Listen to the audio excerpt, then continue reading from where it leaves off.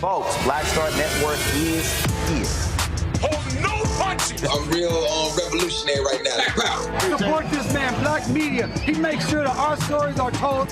Thank you for being the voice of Black America, Roland. Stay black. I love y'all. All momentum we have now, we have to keep this going. The video looks phenomenal. See, this difference between Black Star Network and Black-owned media and something like CNN. You can't be Black-owned media and be scared. It's time to be smart. Bring your eyeballs home. You dig?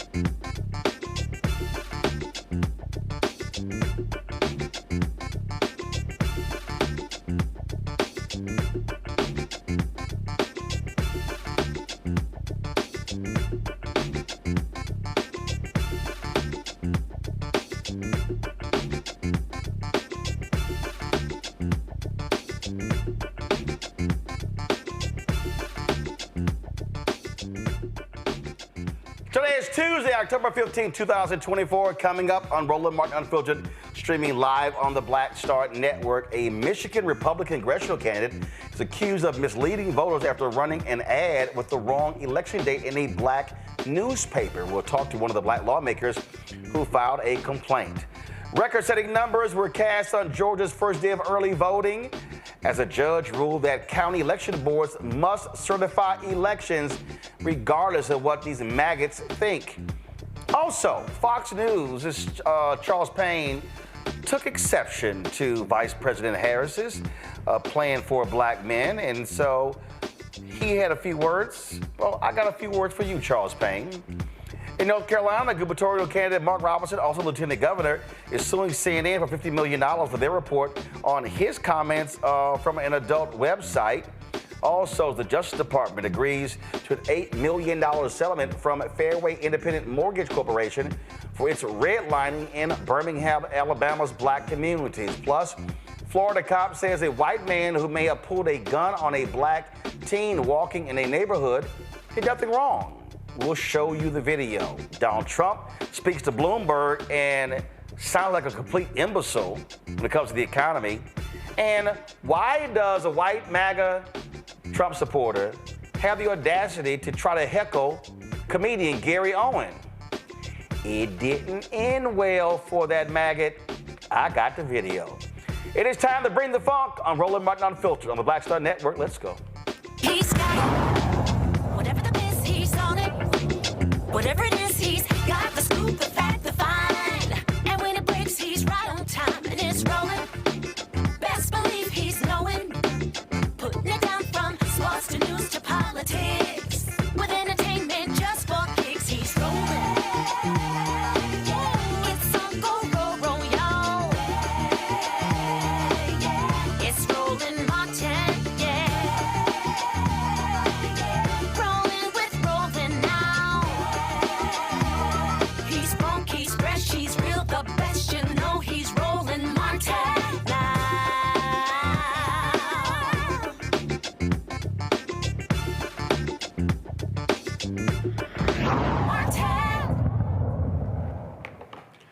Folks, in Michigan, black lawmakers filed a complaint about an ad targeting black voters from a Michigan Republican running for Congress. It was printed with the wrong election date in a black newspaper. Tom Barrett's campaign placed a full-page ad advertising in the October 2nd edition of the Michigan Bulletin, a black-owned publication predominantly serving Lansing's black community. However, the ad told readers to vote on November 6th, the day after Election Day, November 5th. Barrett and Democrat Curtis Hurdle are vying for Michigan's 7th Congressional District. Democratic State Senators Sarah Anthony of Lansing and Erica Geis of Taylor say the ad violates state law. Senator Anthony joins us now from Lansing, Michigan. Glad to have you here. So, first of all, what was his explanation for this screwed up wrong ad? You know, first of all, thank you so much for having me on the show. And, you know, the Michigan Legislative Black Caucus was disappointed and quite honestly furious when we heard about this ad that was advertised in our black community here in the mid-Michigan area. The Barrett campaign simply relegated it to a typo. But anyone that is running for Congress, which is a very high office here in the country, should be able to proofread. But the amount of sloppiness and, in our opinion, intentionality behind the misinformation related to this ad has just sent shockwaves throughout the black community in Michigan's capital city. I'm the first black woman to lead in this role in the Michigan Senate. And so when we hear about these incidences of voter suppression, the Michigan Legislative Black Caucus has to act. And so we've been disappointed, but also very frustrated. Any apology from him, or is it just, oh, well? I mean, you know the game, right? It's business as usual. That it is, oh, well, it is, oh, it was just a typo. We've even heard reports of them saying, well, the black newspaper should have edited it. They should have corrected it. Now, keep in mind, in the same vein, the same exact timeline. Okay, first of all, let me just say this right now. As somebody who's run 3 black newspapers, sales departments don't edit ads. That's right. That's right. That's right. And keep in mind, in a majority white paper, a mainstream paper here in mid-Michigan, they happen to have the identical ad, but with the correct date. Wow. So, I mean, so this, wow. This same ad? Same ad, right? Same ad, same graphics, just happen to have a different date. I mean, this is literally the equivalent of playing in our faces. And so the Michigan Legislative Black Caucus took action. We contacted the Attorney General, and just today, they instructed the Barrett campaign to cease and desist. This is something that we have to be diligent. You know, we have seen time and time again bad actors try to misinform black communities. And this newspaper is distributed in our barbershops, our beauty salons, our churches. Anyone that has seen this ad now could be deceived and potentially misled. And it's just something that we can't take for granted weeks before this election. Well, here's a perfect example. 2 years ago, 2 white conservative operatives, go to my iPad. They ran a voter suppression scheme, and they actually were sentenced. Jacob Wohl and Jack Berkman have placed some 85,000 robocalls to voters in Michigan, New York, Pennsylvania, Illinois, and Ohio, telling them that voting by mail would risk, quote, giving your private information to the man. The robocaller, who claimed to be within a non-existent group called the 1599 Project, falsely said that voters' information would go into a database accessible to police, debt collectors, and the CDC, which would use the information to impose vaccine mandates. Again, this is what we see. They always are happening that targets African Americans. Time and time again. You know, I'm a proud member of Alpha Kappa Alpha Sorority Incorporated, and the amount of efforts that we are putting forward in this community and across the state. Michigan is a purple state.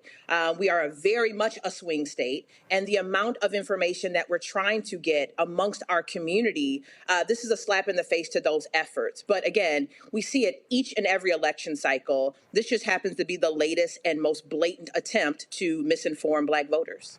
All right, then. Senator, we certainly appreciate it. Thanks a lot. Thank you. Thank you. Folks, let's talk about what happened in Michigan, where a judge has ruled that, sorry, Georgia, you MAGA folks, you can't just do whatever the hell you want to do.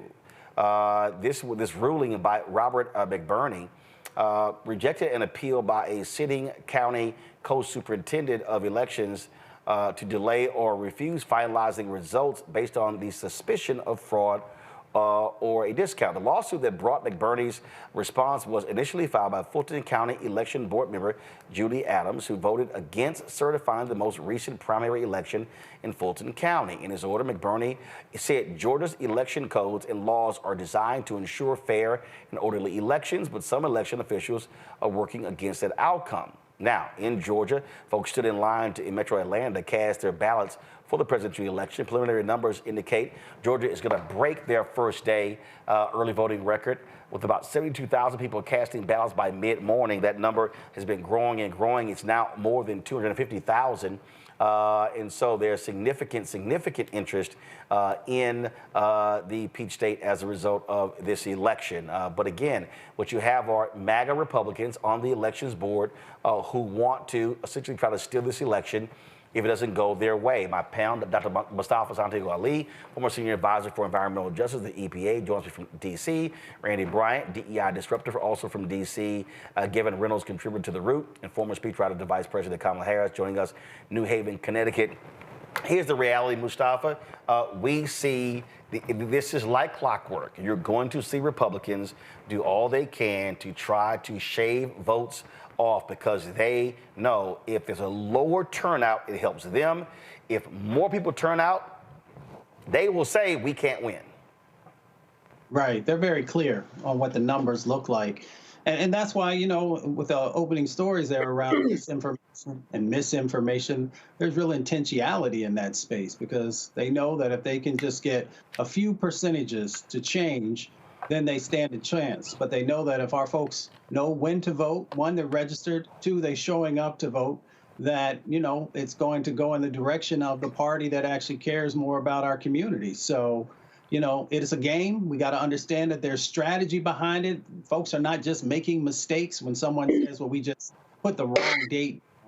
There's no legitimacy to those types of statements because, as the sister shared with us, and the other newspaper that catered to white folks, they had the right one. So we just got to understand the power that we have and the responsibility that we have also to make sure that we're going to trusted sources and then making sure that we're showing up to vote in large numbers. And that will take care of it right there.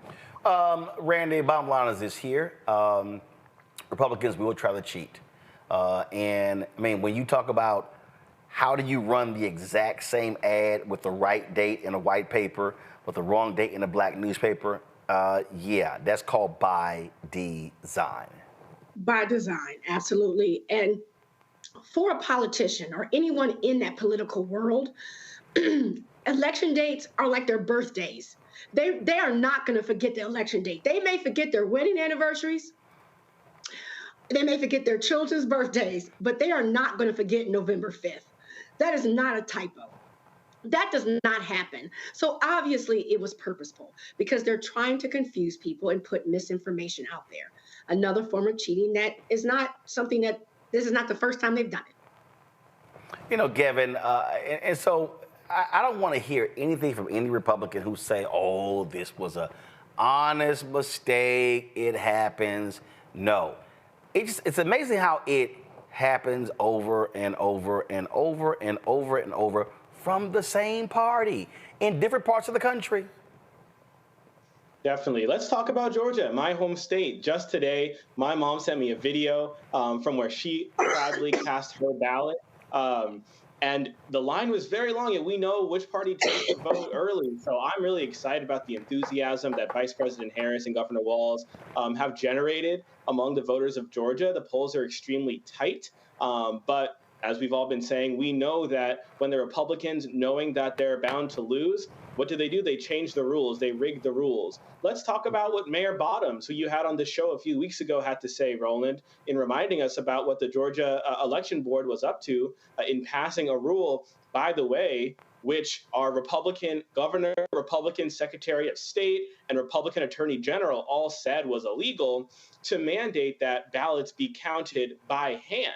Why would they do that? To cast doubt in the voting process in Georgia. And this is the same party, of course, that claims to be about local control, about judicial restraint, about limited government. Yet the state board enacted this rule that sought to subvert what local election boards could do in terms of ensuring a fair and transparent voting process. So it's important that we see through these efforts, whether they're happening in Georgia, in Michigan, or wherever. And to Mustafa's point, that we do what we need to do, which is to go out there and to vote, because the Republicans are not going to stop these tactics. They've been doing them for decades and have intensified them since Joe Biden and Kamala Harris won Georgia. The rules that they've put into place have been just terrible. But we're going to do what we need to do.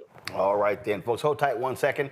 When we come back, Vice President Kamala Harris releases her plan for rural America. And also, why is Fox Business host Charles Payne so upset with the Vice President's plan for black men? Wait till I show y'all what he said. You're watching Roland Martin Unfiltered right here on the Black Star Network. He told us who he was. Should abortion be punished? There has to be some form of punishment. Then he showed us. For 54 years, they were trying to get Roe v. Wade terminated, and I did it, and I'm proud to have done it. Now Donald Trump wants to go further with plans to restrict birth control, ban abortion nationwide, even monitor women's pregnancies. We know who Donald Trump is. He'll take control. We'll pay the price. I'm Kamala Harris, and I approve this message. In 2016, Donald Trump said he would choose only the best people to work in his White House. Now those people have a warning for America. Trump is not fit to be president again. Here's his vice president. Anyone who puts himself over the Constitution should never be president of the United States. It should come as no surprise that I will not be endorsing Donald Trump this year. His defense secretary. Do you think Trump can be trusted with the nation's secrets ever again? No. I mean, it's just irresponsible action that places our service members at risk, places our nation's security at risk. His national security advisor. Donald Trump will cause a lot of damage. The only thing he cares about is Donald Trump. And the nation's highest-ranking military officer. We don't take an oath to a king or a queen or to a tyrant or a dictator. And we don't take an oath to a wannabe dictator. Take it from the people who knew him best. Donald Trump is a danger to our troops and our democracy. We can't let him lead our country again. I'm Kamala Harris, and I approve this message. I get it. The cost of rent, groceries, and utilities is too high. So here's what we're going to do about it. We will lower housing costs by building more homes and crack down on landlords who are charging too much. We will lower your food and grocery bills by going after price gougers who are keeping the cost of everyday goods too high. I'm Kamala Harris, and I approve this message because you work hard for your paycheck. You should get to keep more of it. As president, I'll make that my top priority. Bob and I both voted for Donald Trump. I voted for him twice. I won't vote for him again. January 6th was a wake-up call for me. Donald Trump divides people. We've already seen what he has to bring. He didn't do anything to help us. Kamala Harris, she cares about the American people. I think she's got the wherewithal to make a difference. I've never voted for a Democrat. Yes, we're both lifelong Republicans. The choice is very simple. I'm voting for Kamala. I am voting for Kamala Harris. It's John Murray, the executive producer of the new Sherry Shepherd Talk Show. This is your boy, Earthquake. And you're tuned in to Roland Martin, Unfiltered.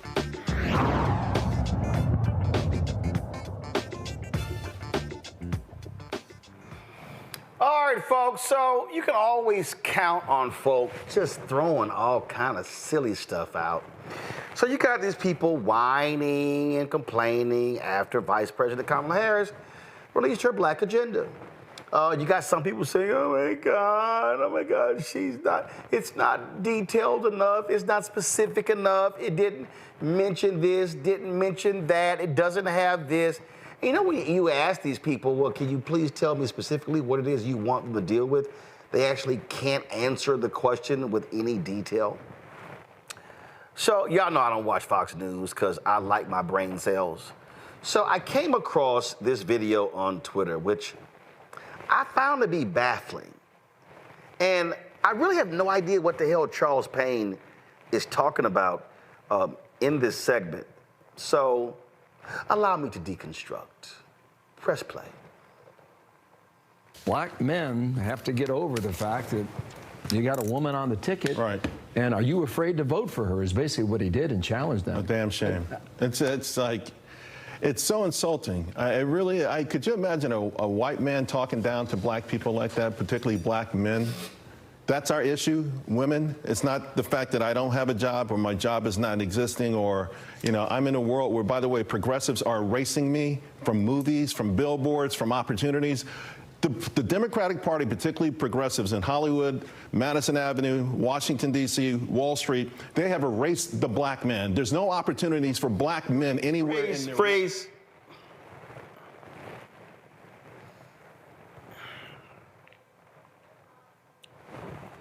He just said Hollywood, progressives in Hollywood, Wall Street, all these places are erasing black men.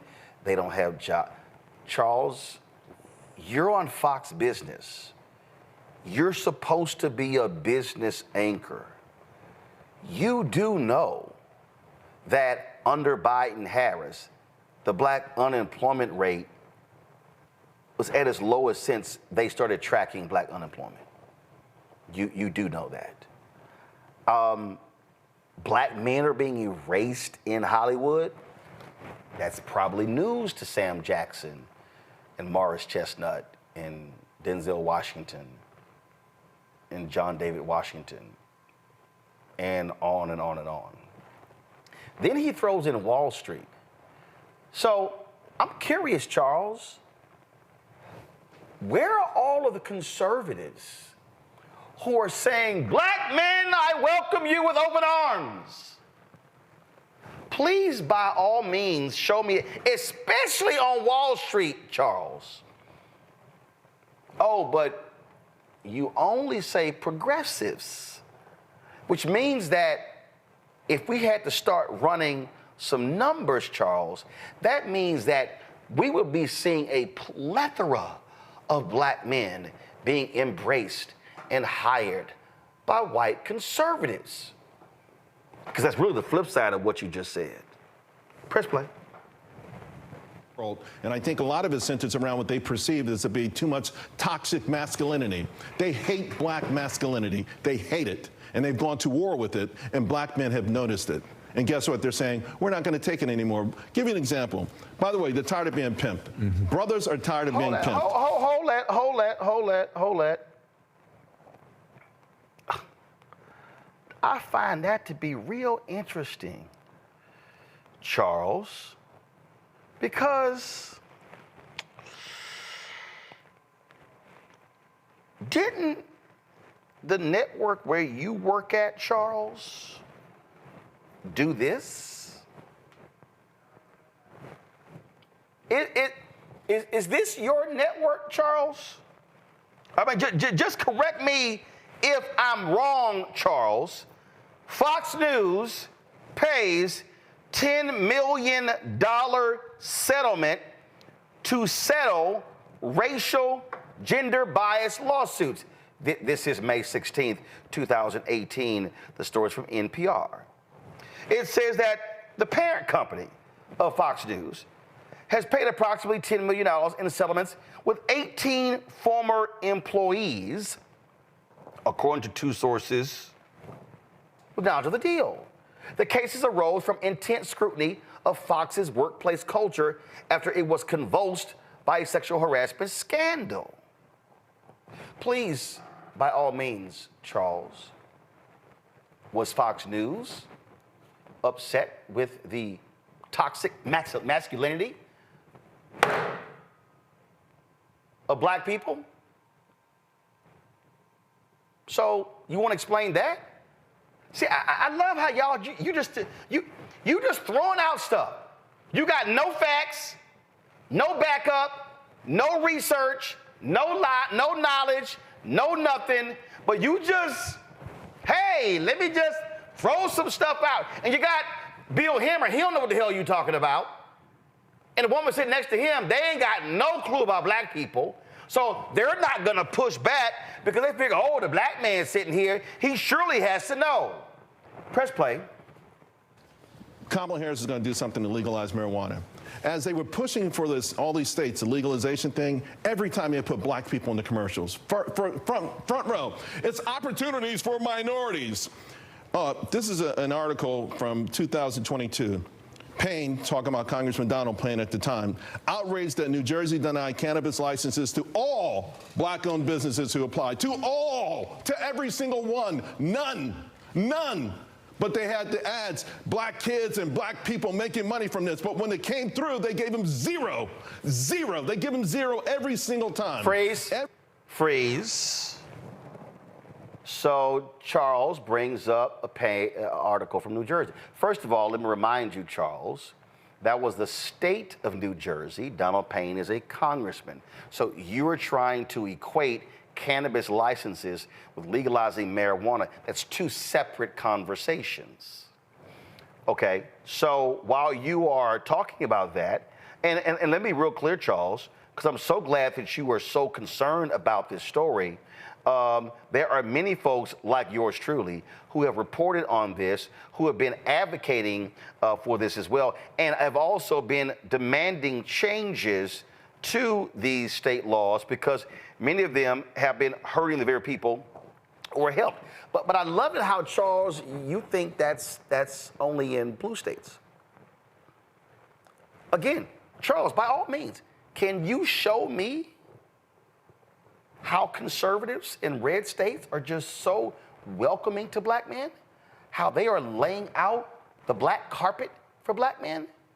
Could you please show me how they are creating? Oh, I'm sorry. it's your guy with the lawsuits that target the Fearless Fund. It's conservative lawyers and conservative attorney generals. Remember after the affirmative action decision, the Supreme Court, that dealt with colleges and universities, Charles? What did Senator Tom Cotton do? Send letters to law firms telling them that their programs to increase black lawyers was unconstitutional. Charles, please, prove me wrong. Show me where you criticize Arkansas Senator Tom Cotton on your show. Charles, by all means, show me where you criticized these Republican attorneys generals who said that we're going after these programs. As a matter of fact, Charles, I'm gonna help you out. I would love to hear you, Charles Payne. And Charles, I've been on your show. You know me. I got your phone number. You got my phone number. Please, Charles, I would love for you to defend this program on your show. Los Angeles School District Black Student Achievement Program upended, targeted by conservative Virginia group. A federal civil rights complaint lodged by a conservative Virginia group has led LA Unified to end racial preferences in a program aimed at helping struggling black students. So right here, the Virginia-based group Parents Defending Education, whose mission is to oppose destructive practices in schools, including policies related to race, sexual orientation, and gender identity, had filed a complaint in July 2023 with the Federal Office for Civil Rights against BSAP. It alleged the program violated the Constitution and the Civil Rights Act of 1964 by providing extra education services based on a student's race. The Virginia group's trustees include Edward Bloom, who founded the organization behind the lawsuit leading to the 2023 Supreme Court ruling according to tax filings. Please, by all means, Charles, show me where you are critical of them. A program to help struggling black students. A program to help struggling black students succeed in school in order for them to be able to get jobs, build wealth, buy homes, help a family. But, Charles, please show me the evidence where you criticize their actions. Because see, here you are, oh my God, but black men don't have jobs and they're being shunned out and frozen out of commercials and movies and Wall Street and Hollywood and ad agencies. Okay, Charles, since you brought up ad agencies, please show me the evidence, Charles Payne,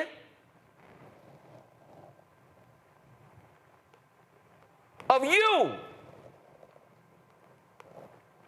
standing up and calling out these lily white ad agencies. Please show me the evidence. Here's an article, July 20th, 2023, Ad Age. Agencies owned or run by white execs jumps to 90%.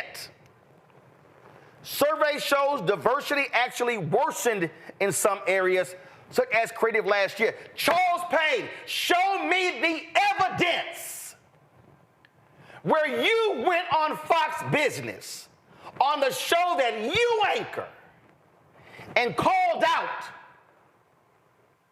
these agencies. And if you did, great. But if you didn't, how are you going to raise the issue in opposition to the vice president's plan, but you didn't say nothing right here? Go ahead, press play. Every single time, and guess what? Black men are waking up. They're not wanted in the white progressive world. They're not wanted, and they're waking up to this and they're pushing back. Wow. Do you think that they... Hold up, put that on pause. See, I already showed y'all. Hell, Charles, black men weren't even wanted at Fox News. See, I love how you Black men not wanted in the progressive world. Really? Okay, Charles. I dare you to do this, Charles. I dare you to run the numbers. See how many black men work for Republican United States senators.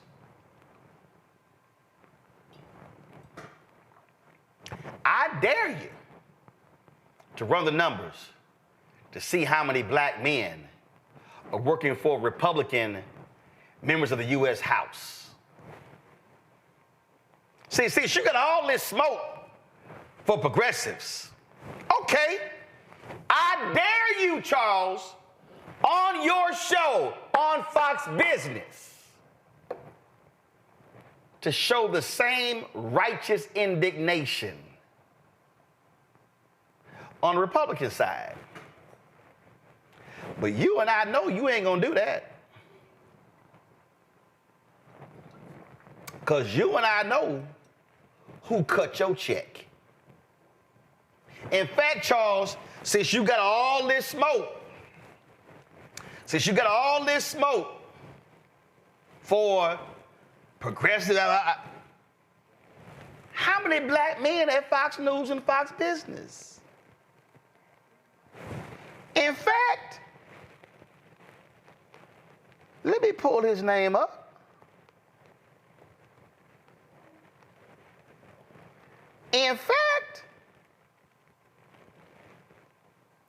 didn't y'all used to have a black president at Fox Business? And didn't Suzanne Scott, the CEO of Fox News, fire him? So please tell me, Charles, how welcoming is your network? Matter of fact, Charles, see, I love it when you start saying stuff like this here. Because, Charles, don't you work for the same man who screwed over Keenan Ivory Wayans and the Wayans family when it came to In Living Color?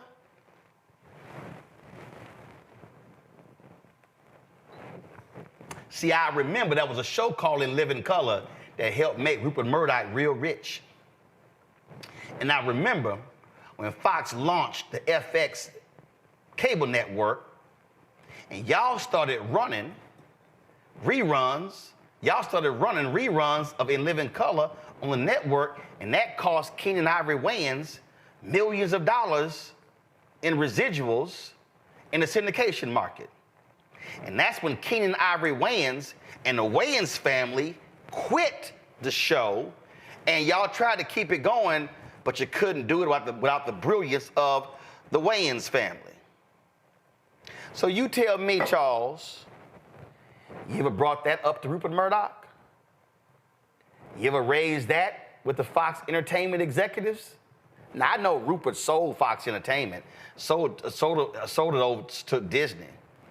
But since you want to talk about how progressives or don't like black toxic masculinity and they don't want to support black men, they ain't helping black men, your boss did that. Your boss, yes, your big boss, Rupert Murdoch, screwed over a black man named Keenan Ivory Wayans out of millions of dollars by running episodes of In Living Color on his cable network, thus cheating Keenan out of millions upon millions of dollars he could have made in the syndication market.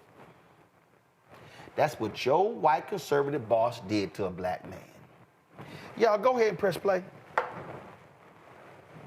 For those who are not inclined to vote for Kamala Harris, will they sit it out and not vote, or will they vote for President Trump? I think the majority will vote for President Trump. This is not a sort of, hey, protest, you're going to miss me kind of thing. This is like, okay, this is a guy, by the way, for all of the media attacks against Trump, he has reached out to black voters from day one. even when inside the Republican Party, all the experts, right? And we have a few of them who come through the building. It's a mistake, like that, like when they say don't campaign here, don't campaign there. All these experts, who, by the way, are not at the top of the ticket, told them not to reach out to black voters. This is from the very beginning. He goes to the Bronx. He goes to these different places. He's reached out to black voters in a way that no Republican candidate ever has. Despite the fact that they said, well, your return on investment will be nil. He still has gone out and done that, and people appreciate that. Yeah, one more thing for that New York Times poll. 47% of African-American voters, a plurality, said crime in big cities had gotten out of control. Sure. Well, no duh. Yeah. They care about it, too. Sure, of course, black people care about it. Listen, when I sit with my friends and we talk, yeah, they're all registered Democrats, and most of them are loathed, have never voted for a Republican. But when you listen to our conversations, you would think it was a room full of 10 Republicans. You know, I mean, it's time to say, hey, whether you talk out loud, because, you know, this whole cancel culture has been existing in our black community for a long time. Either you keep it real, but when you want to be yourself, it's not keeping it real, right? You keep it real or you're kicked out. People are saying, forget about it. I need to take care. Every one of these initiatives, by the way, Kamala Harris is talking about. Mentorship, apprenticeship, these are all buzzwords. These are all buzzwords. You know, I'm 23 years old. Now you want to give me an apprenticeship? You're not even talking about long-term solutions for my children. None of this is for long-term. Oh, health initiative, get the health initiative. You know how they're going to help black people in health? They're going to expand screening, preventative screenings. That's not helping. That's not helping. That's the kind of thing when they tell black people, go out and improve your credit. For what? To be a better consumer? I mean, all of this stuff is ridiculous. This is all the stuff this is in their bag of tricks. But the bags of tricks, it's old, it's got cobwebs on it, and it's left black people wanting and hurting in this country. We should even hit K through 12 education. What you just heard there was a busload of bullshit. First of all, Charles, you know you lying.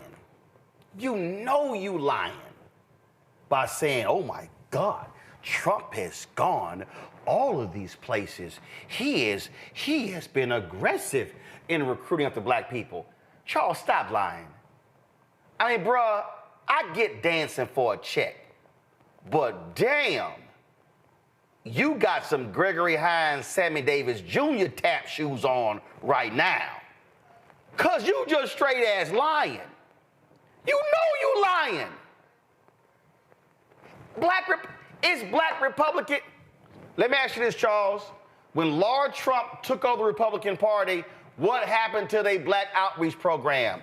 I'll wait.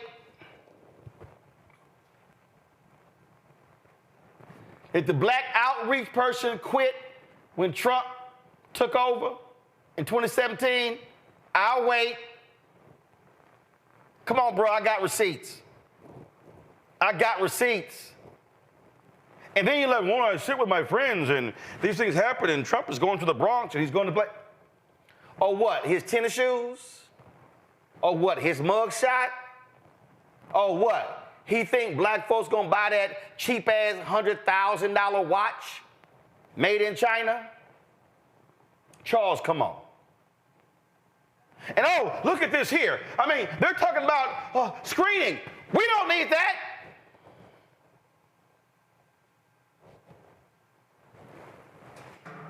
We don't need screening. We don't need screening for prostate cancer. We don't need screening for glaucoma. We don't need screening. What the hell are you talking about? Charles, in fact, your man Trump opposed the Affordable Care Act. Oh my God, they ain't done nothing for black. Okay, Charles, when did Trump announce his platinum plan?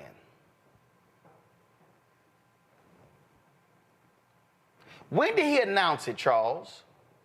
In October of 2020. Oh, so you're criticizing Harris for announcing a plan in October 2024. But you lauded his plan, right? When the last time you heard him talking about his plan? When the last time you heard him break down his plan, Charles? Again, I just want to know. See, Charles, when you also said, they've done nothing for black people. Black men are like, no, they done. Look at this. They got mentoring, and they got this, and they got Oh my goodness. And they got this, and I don't know why they got all these things. Go to my iPad. All I'm gonna do is scroll. Did any of this stuff happen, Charles Payne? Let me ask you this, Charles Payne. Did you cover any of this on your show? Charles Payne, have you had the head of the SBA on talking about them growing Black American business ownership at the fastest rate over 3 decades? You have a business show. They tripled the number of SBA-backed loans to Black-owned businesses. Charles, you have a business show. Awarded a record $10 billion in federal contracts to Black-owned small businesses in 2023. Charles, you got a business show. You could cover all these things, Charles. I have. Charles, they've invested $17 billion in HBCUs. Charles, have you covered this on your show? Pell Grants, $170 billion in student loan debt. Charles, have you covered on your show them rooting out racial bias in home appraisals, closing the Black-white home valuation disparity gap by 40%? Charles, you have a show. Have you covered any of this? Have you discussed on your show, Charles, that Black wealth, even after adjusting for inflation, is up 60% relative to pre-pandemic levels, the largest increase on record? Charles, have you covered any of this on your show? I'm just curious. I'm just curious, Charles. See, again, I love it. And let me just keep going. Let me just keep going. See, Charles, I'm doing the work for you. I'm doing the work for you. As a matter of fact, Charles, I might text this to you. So you can have it in your bookers. Charles, I dare you to have this on your show. Oh, I'm sorry, Charles. So you have a business show. Charles, are you aware that today the Biden-Harris Department of Justice and the Consumer Financial Protection Bureau penalized Fairway Independent Mortgage Corporation for redlining in Black neighborhoods in Birmingham, Alabama? They alleged that Fairway illegally redlined Black neighborhoods, including through its marketing and sales actions. Charles, are they progressive? Are they conservative? Fairway's actions discourage people from applying for mortgage loans in the Birmingham metropolitan area's Black neighborhoods. If this decision is ended by the court, the settlement announced today will require Fairway to pay a $1.9 million civil penalty to the CFPB's Evictors Relief Fund. Fairway would also be required to provide $7 million for a loan subsidy program to offer affordable home purchase, refinance, and home improvement loans in majority Black neighborhoods. Let me also help you here, Charles. An analysis of this, Charles, indicates that as a result of this decision, first of all, let me help you out, Charles. And again, Charles, please, by all means, call the DOJ. Have them on to discuss this. The Biden-Harris Department of Justice, in 3 years, has achieved $150 million in mortgage relief as a result of these settlements. Every dollar generates $10 in activity, so this represents $1.5 billion. Charles, where you at? Charles, I dare you and Dana Perino and Bill Hemmer to discuss this on Fox Business, discuss this on Fox News. That happened under Biden-Harris. But see, it's amazing how y'all don't cover none of this. But you want to pontificate. Black men can't get a job. Black men not in Hollywood. Black men not in commercials. Black men not in ad agencies. And Charles, you don't cover any of these stories. And if you did, send me the video. I'll correct the record. But some tell me, you ain't never covered any of these stories. And truth be told, you never will. Mustafa, Randy, Gavin, see, this is the stuff I'm talking about. When these folk, Gavin, go on these shows and say all sorts of stuff, and they not expecting somebody's gonna clap back. Yeah, I'm not on Fox News. I'm not on Fox Business. But guess what? We damn sure gonna check the facts. Gavin? Yeah, I was keeping track of some of these lies he was telling. So, he said black men are going to vote for Trump. He said they're not going to stay home, they're going to vote for Trump. He lives a majority. Ain't no way in hell. First of all, the largest percentage of black men voting Republican was in 1972 at 23%. Charles, what the hell are you talking about? Majority of black men going to vote for Trump. Gavin, go ahead. Yeah, no, you're good. Yeah, so he said a majority of black men are going to vote for Trump. That's not going to happen. And in fact, right now, Trump has made zero gains with any black voters, men or women, since the last time around. He said that Trump has reached out to black voters since day one.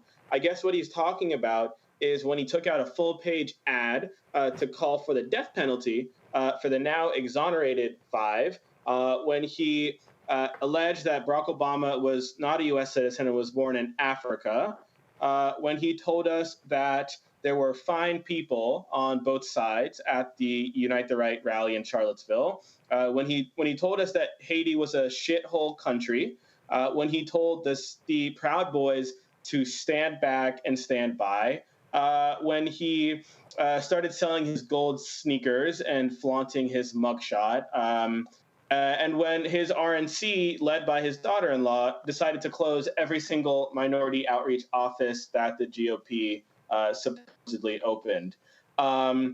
So, yeah. Yeah. Thank you, Roland, for checking him, because Republicans be doing this. And J.D. Vance told us the other week in the debate, I didn't know y'all were fact-checking this. Randy, these are the same people who don't believe in systemic racism, who didn't do a damn thing. And Randy, under Trump, there was one police. And see, don't try to talk about crime, Charles, and Dana and Bill. One police patterns and practice investigation under Trump, 12 under Biden-Harris. Those are what we call facts, Randy. And also, Randy, we know damn well Charles ain't done no stories on how white these ad agencies are. And trust me, they all ain't progressive. Not at all. And he knows it. And so the shucking and jiving that he was doing, like you said, he was some Gregory Hines doing, although we shouldn't disrespect Gregory Hines that way, but the tapping that was going on. And what was interesting to me is that the white anchor kind of like told him what to say and then threw the ball in his court, and they just sat there and just were like, yes, black man, yes, you little slave boy, do what we want you to do and say what we need you to say. And he sat up there and performed. Even his suit looked as a performance. He looked like a clown to me. No, Charles, listen, Charles, I ain't gonna call him a slave boy. Charles wears suits like that. He wears pinstripe suits like that all the time. My whole deal is just don't lie. Just don't lie. Why I say that he was acting like he was enslaved was because of the fact that he was performing for his white audience and the white anchors, and it was doing to me what they asked him to do, to the point that he was lying. Got it. And so anytime you feel the need to perform, that means someone else is controlling you. You are not controlling your own thoughts. And because he knows that Trump has not been a friend to the black community, especially with black men, he recently just said that he was going to give police officers immunity, which he knows. And bring back stop and frisk. And bring back stop and frisk, which he knows will affect us the most. The Republican Party said that when he became a felon, that was the time that black men could most relate to him, as is to suggest that's all our black men are. So to say that the reverse was quite disgusting. And so it was a performance. And so when someone else is running you, there is a slave mentality. Mustafa, as the young folks say, he was doing too much. He was definitely doing too much, but he was also doing what he was told to do. It's sad when folks who come from our communities not only support race baiting, but actually allow it to come out of their mouths. It continues to impact our community in all kinds of ways, because for some folks who maybe have no idea about what Fox does, to see a black man sit there on that particular show and to share these untruths. Yes, they are lies. And also to have an understanding that, when Trump was in, he was focused on deconstructing critical programs for our communities, making sure that we couldn't garner additional wealth. There was no actions that they put in place to help us to do that. There were no actions to help us to have more affordable housing. There was no actions to address, whether it is Black maternal health or the sets of disproportionate impacts that happen in our communities in relationship to health care. So they didn't do anything there. There was a neutering of anybody who was willing to stand up and say something about the injustices that they were trying to move forward on.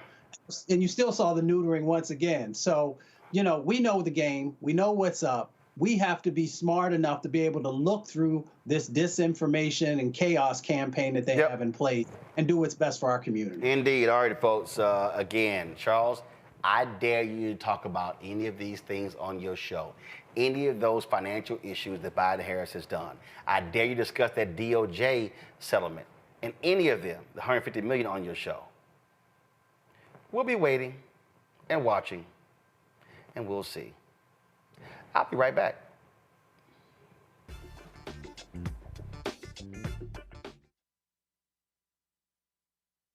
IVF is a miracle for us because it allowed us to have our family. After having my daughter, I wanted more children, but my embryo transfer was canceled 8 days before the procedure. Donald Trump overturning Roe v. Wade stopped us from growing the family that we wanted. I don't want politicians telling me how or when I can have a baby. We need a president that will protect our rights, and that's Kamala Harris. I'm Kamala Harris, and I approve this message. Of 100 Republicans who worked in national security for Presidents Reagan, both Bushes, and for President Trump, now endorsing Harris for president. She came up as a prosecutor, an attorney general, into the Senate. She has the kind of character that's going to be necessary in the presidency. Vice President Harris is standing in the breach at a critical moment in our nation's history. We have a shared commitment as Americans to do what's right for this country. This year, I am proudly casting my vote for Vice President Kamala Harris. Former generals, secretaries of defense, secretaries of the Army, Navy, and Air Force, CIA directors, and National Security Council leaders under Democratic and Republican presidents, Republican members of Congress, and even former Trump administration officials agree there's only one candidate fit to lead our nation, and that's Kamala Harris. I'm Kamala Harris, and I approve this message. Kamala Harris has never backed down from a challenge. She put cartel members and drug traffickers behind bars, and she will secure our border. Here's her plan. Hire thousands more border agents, enforce the law and step up technology, and stop fentanyl smuggling and human trafficking. We need a leader with a real plan to fix the border, and that's Kamala Harris. I'm Kamala Harris, and I approve this message. Here's a 78-year-old billionaire who has not stopped whining about his problems. Oh, she had a big crowd. Oh, the crowd. This weird obsession with crowd sizes. It just goes on and on and on.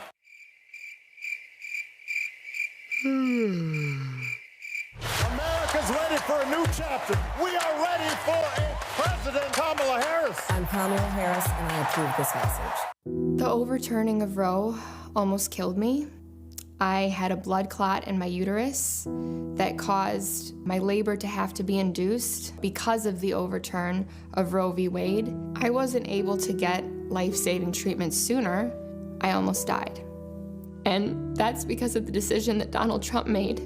I was able to get Roe v. Wade terminated, and I'm proud to have done it. The doctors and nurses were afraid that if they treated me in the incorrect way, that they would be prosecuted for that. And that's appalling. Donald Trump says that women should be punished.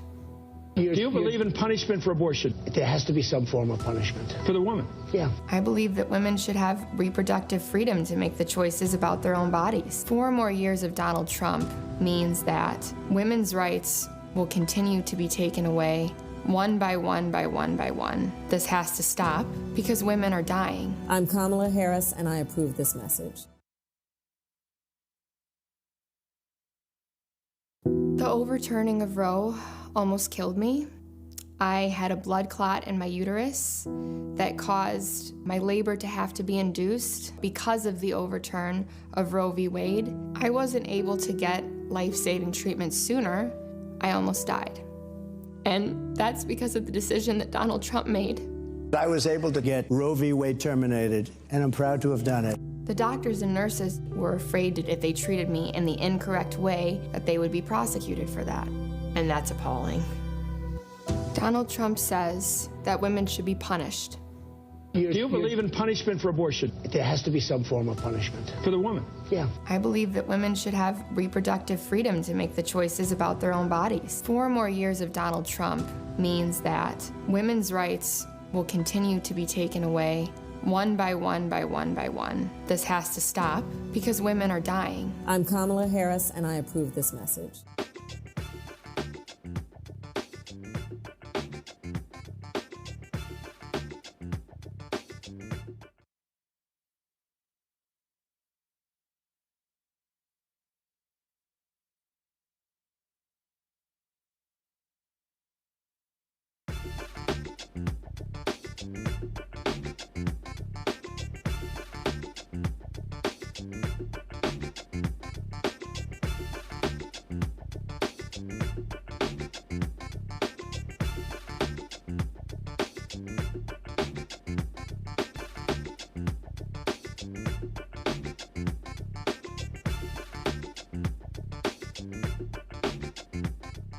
That I face is that they are trying to scare people away because they know they otherwise have nothing to run on. Ask Donald Trump what his plan is for Black America. Stand by. And this audio town hall comes as Vice President Kamala Harris realizes that she has an issue. Young Black men are slowly leaving the Democratic Party.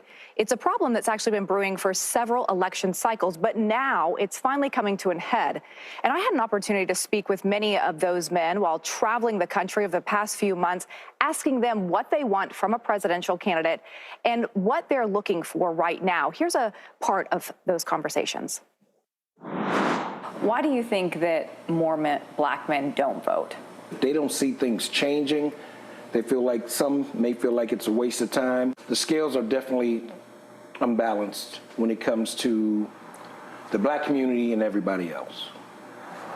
You have to look at what the majority needs. You know, what we want in the Black community and what's going to help us.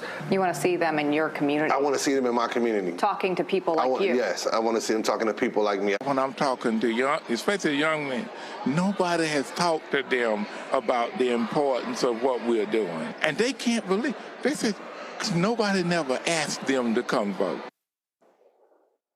All right, so in an effort to course correct here, Vice President Kamala Harris has rolled out a new economic plan created specifically towards Black men. She's calling it her opportunity agenda for Black men, and it can be broken down into 4 major categories here. So let's go through a few of those. Ensuring that Black men can build wealth and achieve economic success, lower cost, access to high-quality, affordable health care, and the fight to protect the legal rights of Black men. The plan is extensive. It's full of promises, but here are just a few of the really important items that stuck out to us. She claims that she'll provide 1 million loans to Black entrepreneurs that will be fully forgivable up to $20,000. Also, a tax cut for Black men in lower wage jobs by increasing the earned income of tax credit maximums of $1,500 and legalizing marijuana nationally in an effort to make it easier for Black men to actually enter the cannabis business and helping Black men provide care for their aging parents. All right, so let's discuss this a little further. I want to bring in former NFL player and turned federal commissioner Jack Brewer, who also runs a nonprofit that helps Black men across the country, and Roland Martin. He's the author of White Fear and the host of Roland Martin Unfiltered. Gentlemen, welcome to the show. Okay, a lot of people that I've been talking to on the road for a long time have known that this was an issue, and they were wanting to see how the Harris campaign was going to address it. We don't have time to go through all the aspects of her plan, but it's very broad. It's kind of a grab bag, it feels like, in some ways. Everything from helping Black farmers, access to cryptocurrency, internet access, more jobs for teachers, so many things. I could keep going here. It's quite extensive. But Roland, I'll start with you here at the end of the day. Is this too little, too late? Is it believable that she actually has a plan to help Black men?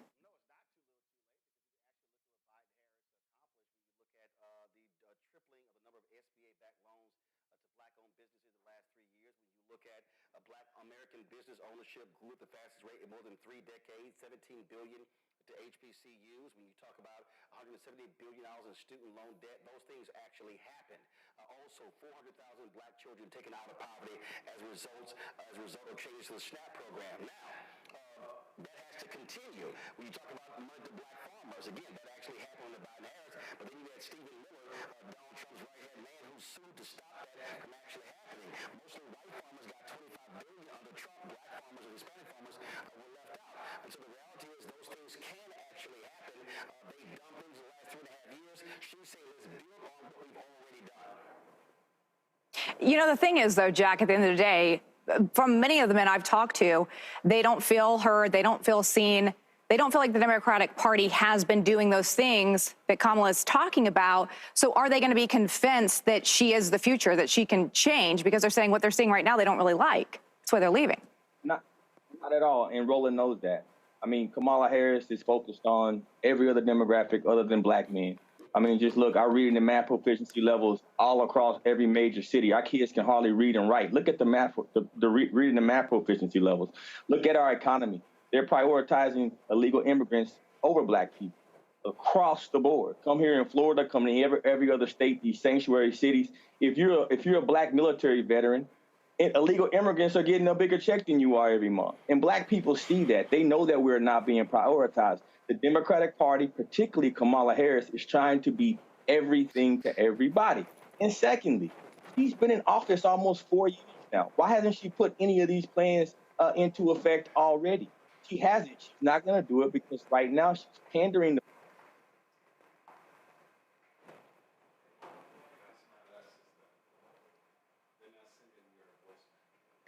I only woke up to see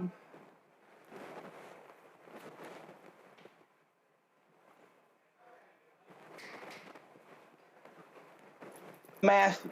But if you're a legal immigrant and you commit a crime, they let you run the streets. We got 15,000 illegal immigrant murderers. We have another 13,500 rapists that are illegal immigrants running our streets. If they were black men, they would be locked up. Roland knows it, and the entire black community knows it. And that's the reason why not win on November 26th.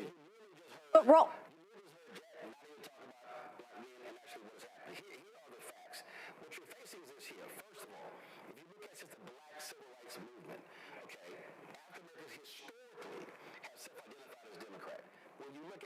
younger, they don't.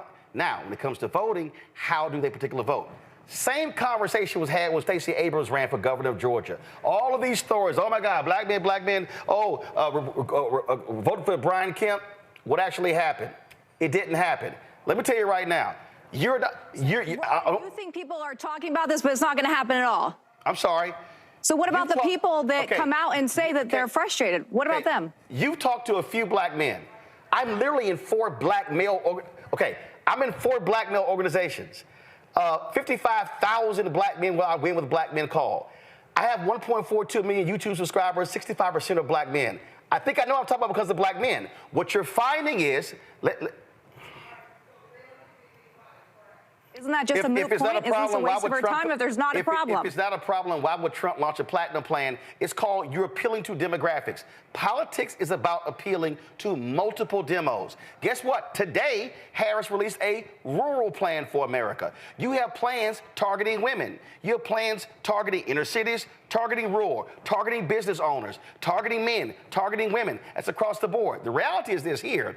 The problem for Republicans is black men vote for Republicans at the smallest group out of all men in America. Black men are the second largest voters for Democrats. What is required here is for Democrats to not only speak to the issues, but yes, also deliver and also explain when you do. Today, the Department of Justice settled against a bank in Birmingham, Alabama that committed redlining against black communities. And that money right there, they have to create a $7 million loan to provide loans to black people in Birmingham, Alabama. Okay, are you discussing that story? Is that impacting black men in Birmingham? It absolutely is. That was announced just today. So the things are happening. So I actually cover what happens as opposed to a lot of fictitious stuff that Jack is sitting here speaking. This happened today. This happened. Kamala rolled out this plan today, and she talked to Charlamagne the God today. Obviously, we have Obama out on the campaign trail. Jack, let me get you in here because this is also a generational thing. It's not all black men. It's mostly younger black men who don't feel as loyal to the Democratic Party. So I'm hearing. What are you hearing? So they haven't been brainwashed by their grandparents because they realize that times have changed. The Democratic Party has changed. Listen, Roland, I got over 2,000 black men in my prison programs. I employ 80% of my staff. Wants to put more in prison. I see what you're saying, but that's just not the reality. The fact of the matter is, if you look at unemployment and you look at Donald Trump and you look at the history, black unemployment started to go lower than ever under Donald Trump. Why? Hold up. It fell at its lowest point under Biden-Harris. So if you want to talk about the impact on black America, talk about inflation doubling. You don't think that's impacting black and brown people who have to go to the grocery store? Now, let me finish. I did not interrupt you, brother. You don't. The floor is mine now. I gave it to you, and I was respectful with that. Now you're gonna listen to me. The fact of the matter is, black and brown people have to go to the grocery store, and that's what they're feeling right now. These young black men realize they went to these schools. We're sticking our black men into these public schools that are broken and not working, and they can't. They got to take on massive debt. We don't need debt relief. We need education from kindergarten through 12th grade. We need our black schools to work again. We don't need places like Baltimore that have 38 schools where black kids are not proficient in reading and math. LA, 75% of black kids that graduated in LA are not proficient in reading and math. If you go to Detroit, Michigan, fourth graders, 85% of fourth graders in Detroit, Michigan, not efficient in reading and math. People understand that, particularly young people, because they're having to deal with the realities of this economy where they can't pursue the American dream that my dad and my granddad could pursue. You can't continue to talk about the victimhood. We're not a victim. We're in the greatest nation on earth. If you go to Africa, you go to the Caribbean, you go to other countries that are full of black folks, they're trying to get here. Why? Because we have the American dream. Here's what knows a fact, Jack. Under Kamala Harris and Joe Biden. Here's what knows a fact. Half of the things that you talked about. I'm almost done. Already done. It's a basic fact check. Crazy enough to believe that all of a sudden she's just gonna switch up and become this newly engaged candidate. She is not engaged in black America. Keep filibustering. It's a basic fact check. Black unemployment back to its lowest under Biden-Harris. That's an actual fact. Two, you just talked about all these black-owned businesses, the fastest growth in 3 decades. Also, Donald Trump wants to bring back stop and frisk, and he wants to give his cops 100% police immunity. Under Donald Trump, police...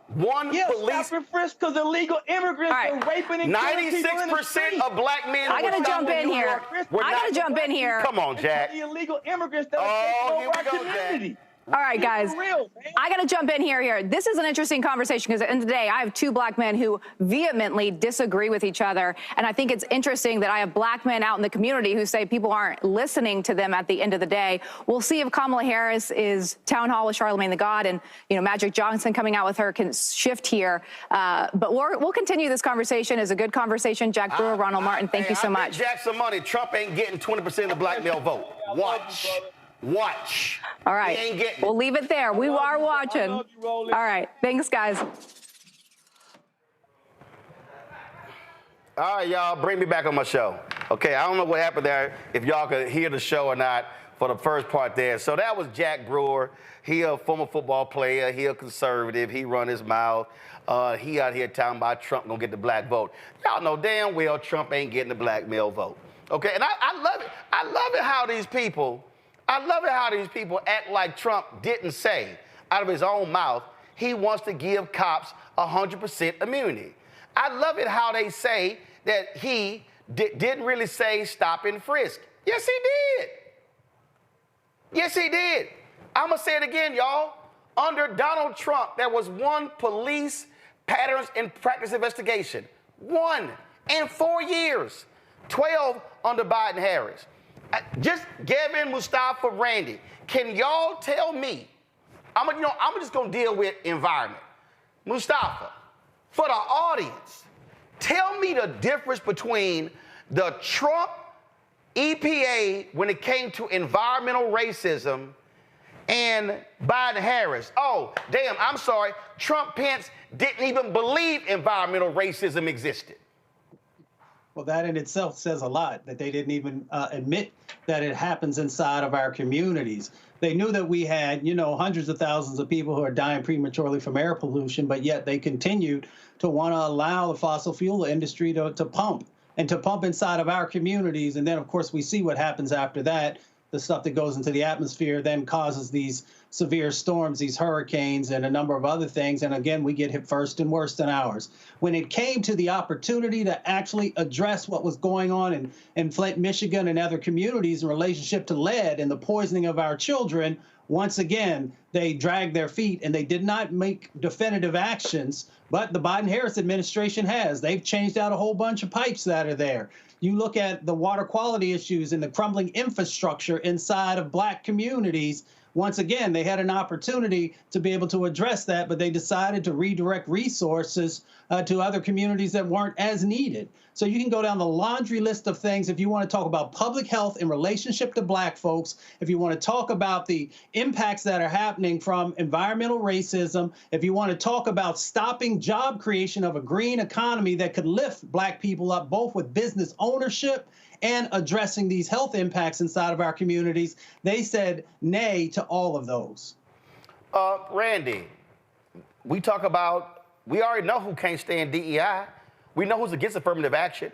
We know who's not in support of any programs to actually lift African Americans up. So when Jack Brewer talks all this stuff, we need this, we need that, ain't like Trump and Republicans are trying to do any of that. They are trying to get rid of any program that mentions race. They want to get rid of any program that actually is helping African Americans move ahead. When it comes to diversity, equity, and inclusion, they haven't actually been quiet on it. They have aggressively worked against it, as we know from the Supreme Court ruling that essentially said that race is not an issue in this country whatsoever.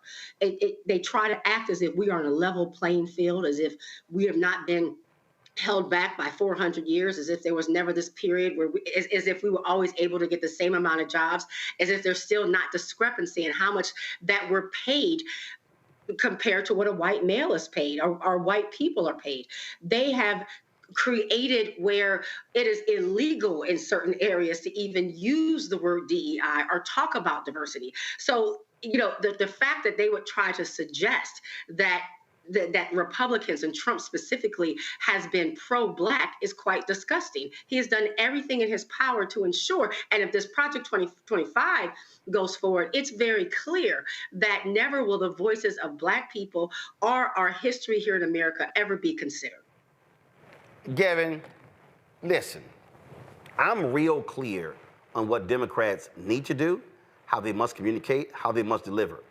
I'm also clear on how Republicans are absolutely, positively, undeniably anti-Black.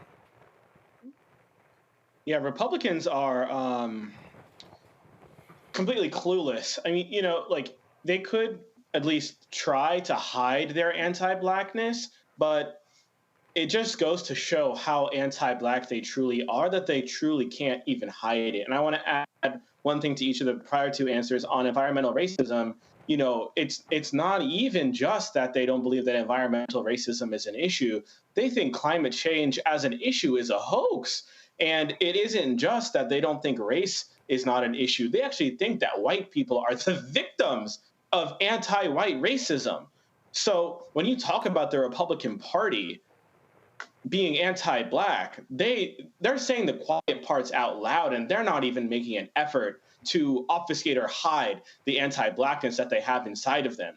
Roland, you keep stomping your foot on this, but Donald Trump, through his Project 2025 agenda, wants to bring back stop and frisk. He wants to give police officers immunity for any wrongdoings that they commit while they're on the job. They want to strip away health care for Black Americans, millions of Black Americans who have access to healthcare because of the Affordable Care Act and the work that the Biden-Harris administration has done to expand and build upon it. They want to put in place a nationwide abortion ban, or at the very least support the restrictions and bans that already exist, which is going to only worsen the maternal mortality health crisis, which is rich hypocrisy for the party that claims to be pro-life. So for all of those Black voters out there who are on the fence, who are wondering who to vote for, and I don't think there are that many out there, Roland, you're right. We can have a conversation about what the Democratic Party needs to do to get with the times and recognize that young Black men don't see the Democratic Party the same way they did back in the 60s after the Civil Rights Movement. But I really don't think there are that many Black voters out there who are honestly deciding whether or not Kamala Harris or Donald Trump is for their best interests. But it's all because the Republican Party doesn't even try to hide their anti-white racism anymore. Absolutely. And if you want to understand, again, how these white men out here are thinking, you look at the International Association of Firefighters. They have endorsed a Democrat, I think going back to every election since 1960. The two elections where they did not endorse, both happened to be when women are at the top of the ticket. Hillary Clinton, as well as now Kamala Harris. So the California firefighters broke ranks with the international organization, endorsed Harris. The Michigan, now check this out. The Michigan firefighters, they're not endorsing. So y'all gonna love this one here. After 10 days of discussion, the Michigan Firefighters Union ultimately decided to stick with the International Association of Firefighters non-endorsement on October 3rd. The original decision blindsided the Harris campaign officials who thought they were close to clinching the coveted support. We are following the IAFF recommendations on the presidential election, Matt Serra, who heads the Michigan Firefighters Union, told Politico. However, we have made it clear to our members that our executive board believes Harris is the best choice for supporting our labor issues. Now, isn't this amazing, Randy, that you have the most pro-union administration in more than 50 years in Biden-Harris? And the Teamsters and the firefighters, they stood with Biden, but now that Harris is a nominee, no, we're not endorsing in the race. Did they miss the Biden-Harris part? Or did they miss the Harris part of Biden-Harris? And so if you want to see how, and look, firefighters, Teamsters, we talking white men. Right. And misogyny is real. And so to put a Black woman in charge, some people cannot embrace that concept. And so, even with the announcement, how they say, in some ways we really respect the things that have been done, but we're not going to endorse, or they won't go that far, not for a Black woman. And, and that's a real issue that the campaign is aware of, that some people are not comfortable seeing a Black woman in charge, even if the person running against her has shown to be very poorly qualified. Yeah, but look, what you're dealing with here is, again, these are white men. These are white men who are voting against their own economic interests, and that's all it boils down to. And so, yeah, they want Democrats to save their asses when it came to their pensions, but then it's kind of like, oh, yeah, but we're going to go ahead and, we're going to stand with Trump. Yeah, Roland, I just have to say one thing. It really upsets me because I see so many people saying that people like me and you are saying that people should vote for Kamala because of race, and this is not about race, and we want the best candidate. Whereas Trump's campaign is all about race. It's all about protecting whiteness. It's all about keeping white males in charge. And it's the complete opposite for us. We're just saying, yes, she happens to be Black, she happens to be a woman, and she's clearly the most qualified and best candidate. Right? She is the one who doesn't have felonies. We don't have to get into that. It's clear. But it's just so interesting that people keep trying to accuse us of making this about race, whereas Trump's entire platform is designed to protect whiteness and protect white supremacy and white males being in charge. That's what really it's about. Fundamentally, Project 2025 is a roadmap for keeping white males in charge. Kevin? And it is really sad because, you think about the agendas of these two. I agree with everything that was just said. But if you look at the economics of the agendas that the two candidates have put forth, truly for a lot of blue collar workers, let's say workers without college degrees, It's the Harris platform that would truly be best for their economic interests. If you look at the Trump side and look at what Trump has done or did when he was in office and is now calling for versus what President Biden and Vice President Harris have done, since taking office, Vice President Harris and President Biden have added 775,000 new manufacturing jobs to the economy. So you take a look at jobs and look at the number that have been created over the past nearly 4 years. Look at on healthcare, again, what the Biden-Harris administration has done to protect the Affordable Care Act, which a whole host of white men actually do benefit from. You look at the overtime rule that President Trump finagled with to prevent a whole host of union workers from getting access to many dollars that they could have had that rule gone into effect as originally designed. On every single issue, you can go down the list. If they were truly voting on what their economic best interests were, the choice wouldn't even be clear. The Harris platform is truly an opportunity economy and would benefit them significantly. But because of the sexism, because of the racism, they seem to not be able to get behind someone like Kamala Harris. Now, they might couch it in, we just see ourselves more in someone like Joe Biden, right, when he was a nominee, Scranton, Pennsylvania, all of that. But to me, those are really, it's kind of a code word, a dog whistle for, we just don't know if we're behind this woman. So I just have to call that out. Mustafa. I'm third generation union. So you all you have to do is look at it simply. Trump has spent a career in trying to deconstruct unions and to, make sure that they have no power. On the other side of the equation, you have the Biden-Harris folks who have made sure that whether it was auto workers or folks who work on the docks or a number of other positions and other sets of opportunities that are out there, that they've been supportive. They also put policies in place to help to make sure that union workers were going to continue to be able to be very fruitful.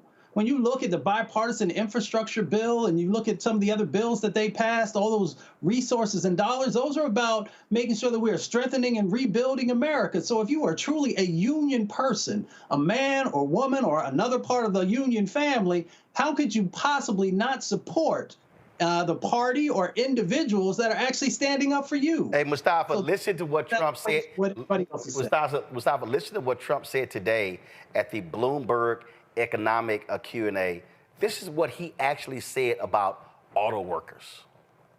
United States, and they have a little bit, but you know what they really are? Assembly, like in South Carolina. But they build everything in Germany, and then they assemble it here. They get away with murder because they say, oh, yes, we're building cars. They don't build cars. They take them out of a box and they assemble them. We could have our child do it. Can we come back? The UAW posted that clip. That's what Donald Trump, we could have children assemble these cars. That's what he thinks about labor. And remind, that little firefighters thing he had in Scranton, Ohio, there were fake firefighters behind him. When he had the so-called UAW support, there were fake union workers behind him. He is a fraud. Well, he's always lied. He has always lied to union people at the moment that he needed them. You can look at how he lied to United Mine Workers, the folks who worked in the coal mines, and told them that he was going to bring it back, and it just kept continuing to fall further and further behind. You can look at the United Auto Workers and the statement that he just made today. The interesting thing about Donald Trump is that he has never truly built anything. But you have men and women who work with their hands to help to make sure that our transportation system is moving forward, but yet he will belittle them. And folks will still go out and give him their vote, even though he said to you in a very clear way that he cares nothing about you. It's not that he just doesn't care about you, because he is also impacting your children and your children's children by the decisions that he continues to make. So I never tell anybody who to vote for, but I am very curious how you allow someone who has told you that he despises you, that he doesn't see any value in you, and that you would still turn around and give that individual your vote. I'm going to go to a break and we come back. If any of y'all out there think that Donald Trump is an economic genius, wait till we come back. I'm going to show you how this fool just utterly embarrassed himself and everybody else at the Bloomberg discussion. Y'all, the clips are just unbelievable. That boy is stupid. We're going to show you some of this when we come back. Support the work that we do. Join our Bring the Funk fan club. The goal is to get 20,000 of our fans contributing on average $50 each annually. That's $4.19 a month, 13 cents a day.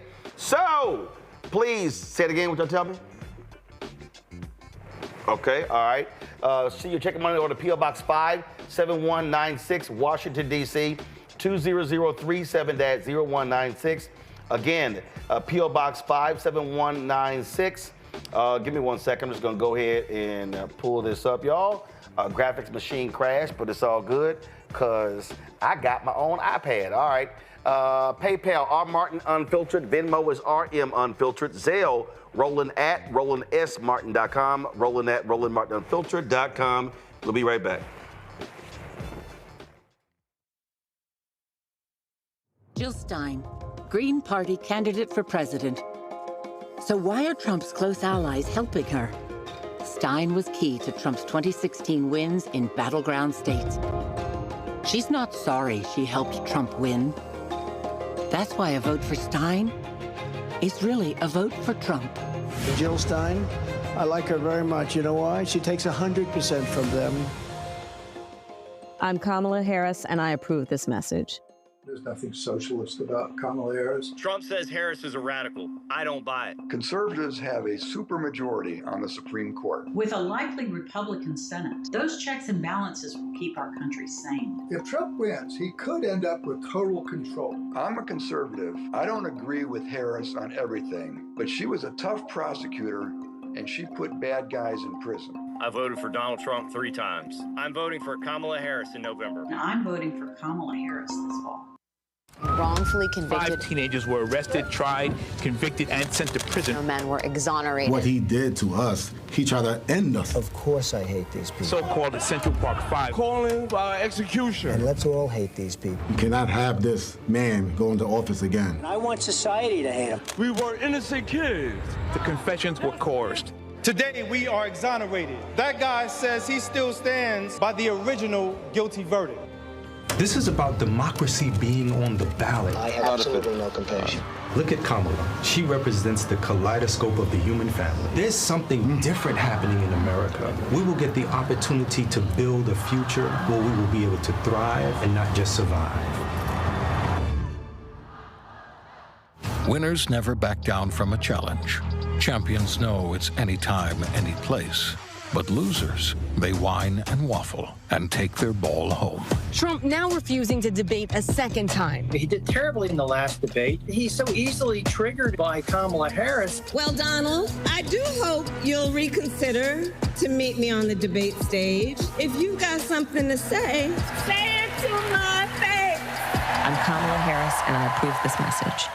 He told us who he was. Should abortion be punished?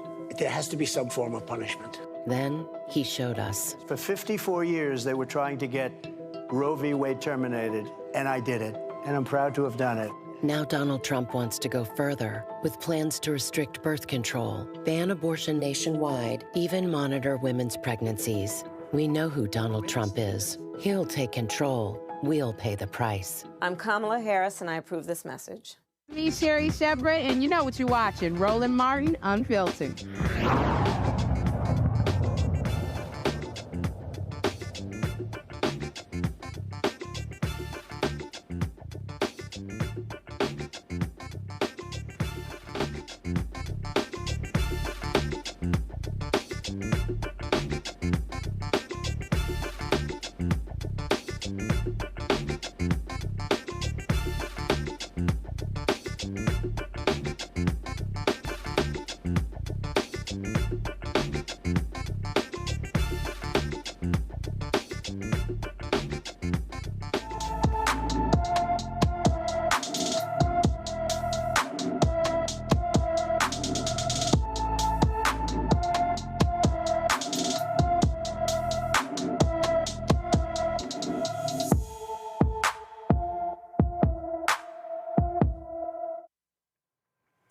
Brandon George has been missing from his Wilmington, Delaware home since September 9th.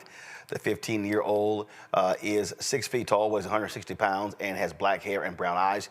Anyone with information about Brandon George should call the Newcastle County, Delaware Police Department at 302-573-2800, 302-573-2800.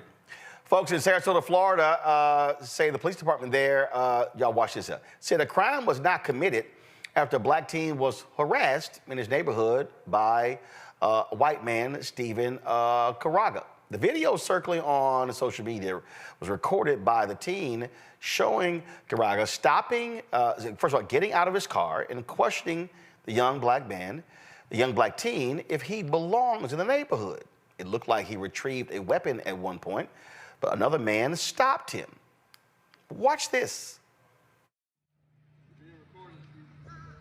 What's going on, buddy? Nigga done brought a team out here. Obviously, he doesn't live here. The reason why I just live here is a private community, so if you don't live here, you need to leave. If you live here, you're visiting a friend, that's fine, just let us know, because you get neighbors concerned since you're walking around my house. I'm not walking around your house.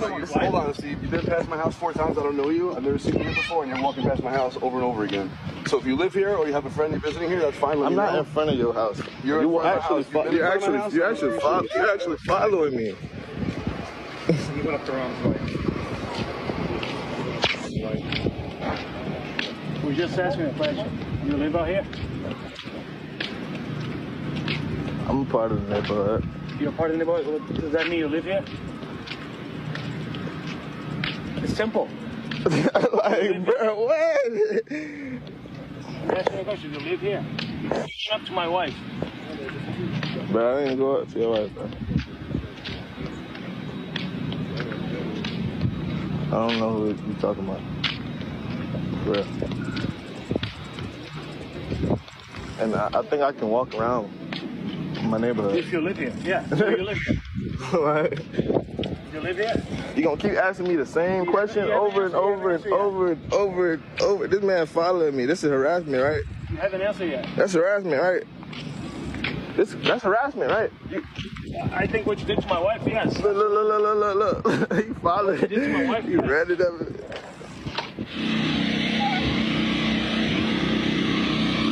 The fuck is y'all following? Why? Man, you don't tell me what the fuck I should not and should be. You better watch yourself. The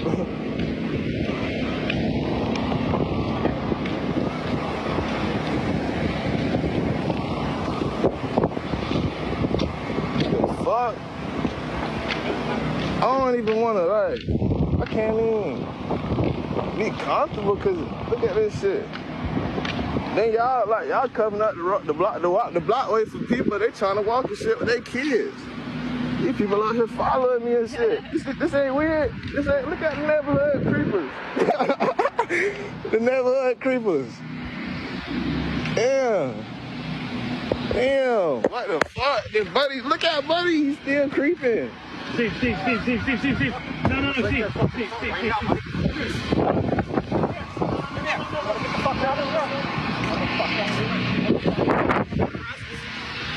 the fuck? Hey, that's some weary shit, my boy. Damn.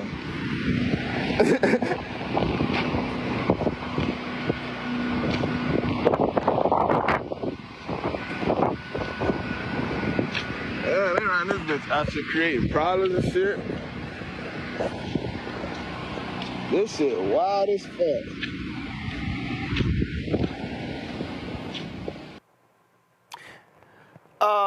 Gavin, do you know how many times white folks have walked in my neighborhood and I don't pay their ass no mind? I don't even pay attention. This is what we're talking about. This is absolutely walking while black. We've come up with another verb that we can add to the list of things that black men have gotten harassed or in some cases killed for doing. Driving, sleeping, listening to music, having a mental health crisis, and now walking.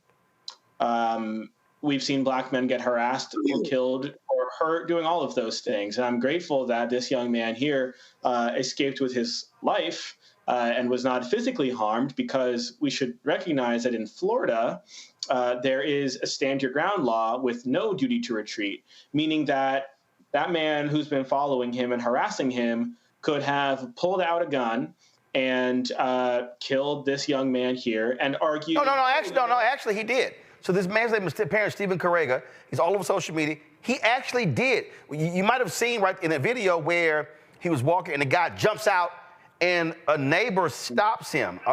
He literally stops him. In fact, someone enhanced the video. Give me a second.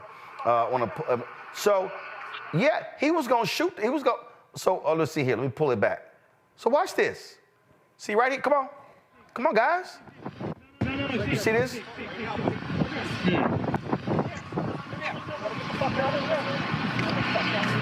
So the neighbor right there, and so this guy, the neighbor in the green stopped him. He actually grabbed the gun. Obviously, he doesn't live here.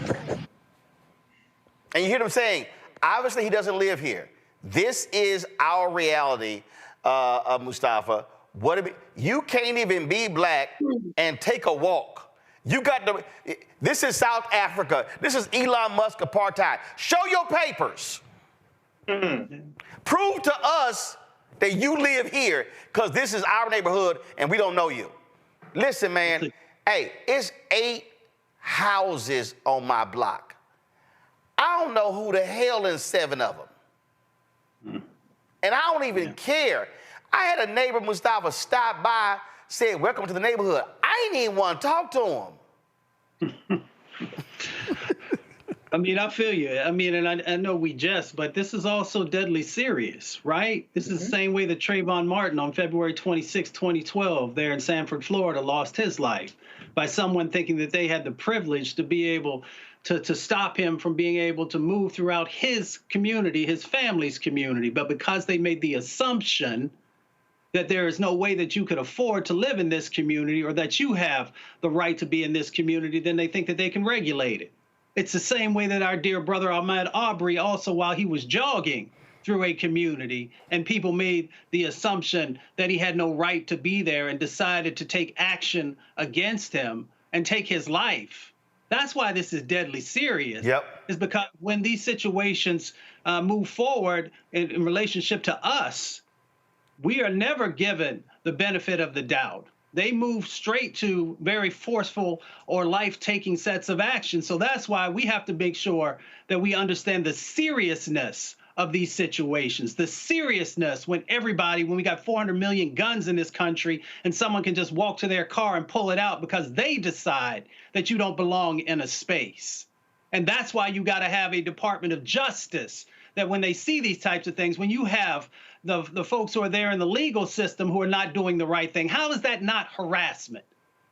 If you've been to the first year of law school, you don't even have to go to your first year of law school to understand what the definition of harassment is. But yet didn't want to have any charges or didn't want to have to pull these people in. We've got to realize that these things, yeah, they can be humorous when we understand the totality of certain things that we've been through, but there is also a deadly seriousness for black men and black women when it comes to people making decisions about where we should and shouldn't be, and if they have the right to take our lives, because there are laws on the books that say stand your ground. But the only time stand your ground ever really comes into play is when black and brown people are the ones that are on the end of that bullet. Randy, these people are truly insane. These people actually think they can do what the hell they want, when they want, and you walk past my house 4 times. Well, hell, if I'm out walking, and if I'm walking a mile or 2 or 3 miles, it's a good bet I'm gonna have to pass your house multiple times. Well, they think that America is theirs. And as black Americans, we are always... And it seems like you gotta comply. Your ass ain't even a cop. Well, if it's yours, right? You feel as if anyone who is a stranger or that you don't trust, you can, make us or try to make us justify our existence. That is the exhausting part. This is supposed to be our home. We helped build this country.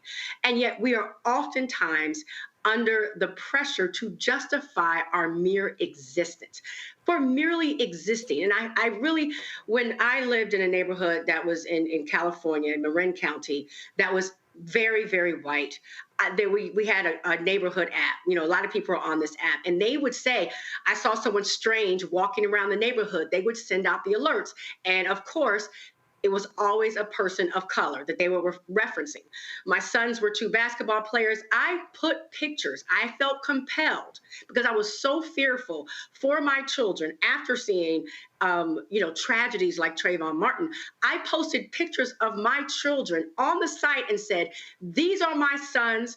We live in this neighborhood. They are supposed to be here, because I was so frightened by the neighborhood chatter that I would see all the time, anyone that they deemed suspicious being in the neighborhood. So when you're in a country that a certain group of people think is theirs, and that they have the right to question anybody else, it is scary. And so when I watched this young man, and he's laughing, but to me it seemed like a nervous laughter. And this is a place like not only America's his home, this neighborhood is now his home. He must live against these sick people who are willing to hunt them down, that these grown men, you saw there were grown men surrounding him, surrounding this young man for a long period of time, and he has this nervous laughter going on, but how terrifying that must have been for him, and he will never forget that. And then for people to say, why is there a distrust against the police officers who did not protect this young man after someone goes to get, that man left and came back with a gun. But he's not protected. And if he didn't laugh, they'd say he was menacing. Yep. Right. Yep. All right, folks. So today, oh my God. Oh, Lord have mercy. Bloomberg had y'all an economic conversation with one of the dumbest damn people you ever seen in your life. Hey, if any of y'all out there keep saying Donald Trump is an economic genius, you stupid. You are stupid. I'm gonna play y'all some different clip. We're gonna play the clip comment. So I'm just warning you, Mustafa, Randy, and Gab. I'm trying to prepare y'all for a litany of dumbassness. Here is, I already played you the auto workers clip. Listen to this one. Should Google be broken up? I just haven't gotten over something the Justice Department did yesterday, where Virginia cleaned up its voter rolls and got rid of thousands and thousands of bad votes, and the Justice Department sued them that they should be allowed to put those bad votes and illegal votes back in and let the people vote. So I haven't gotten over that. A lot of people have seen that. They can't even believe it. The question is about Google, President Trump.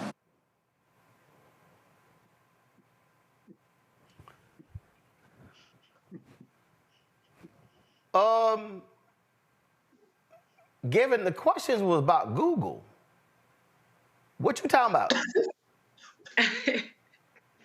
I think I'm at a loss for words.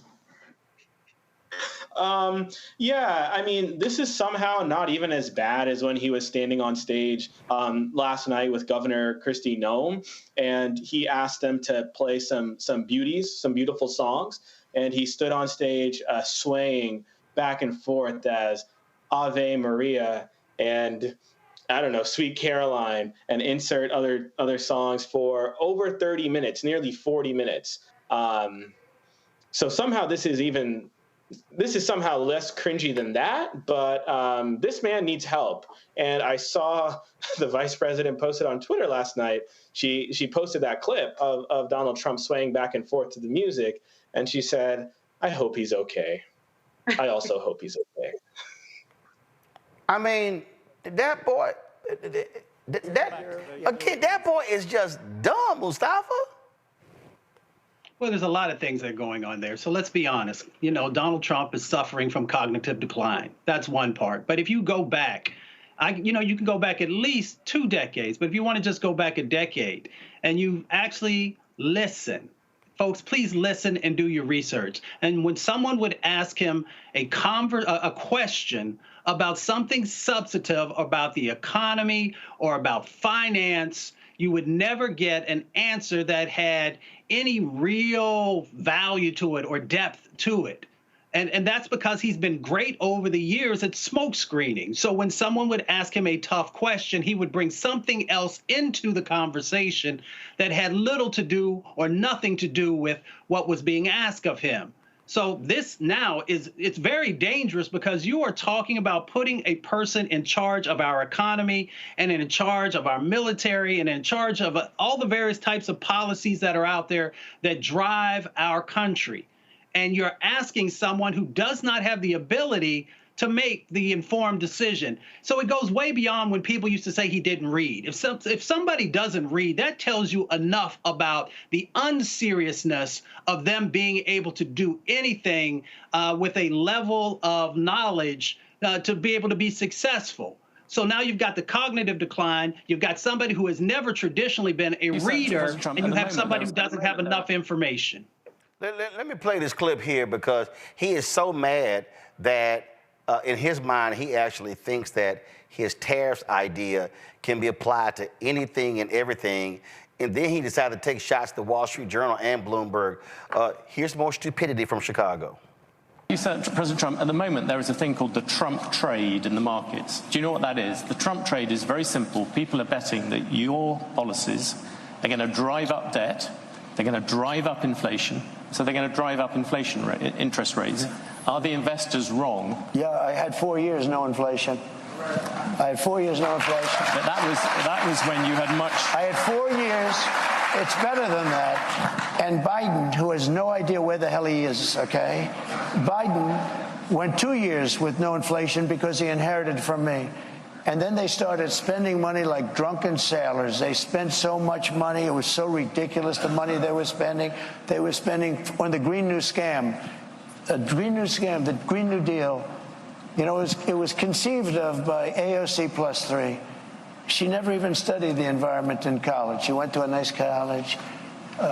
She came out, she just said, the Green New Scam. She just named all these things. But President Trump, the issue at the moment, the markets are looking at the fact you are making all these promises. Latest one was car loans.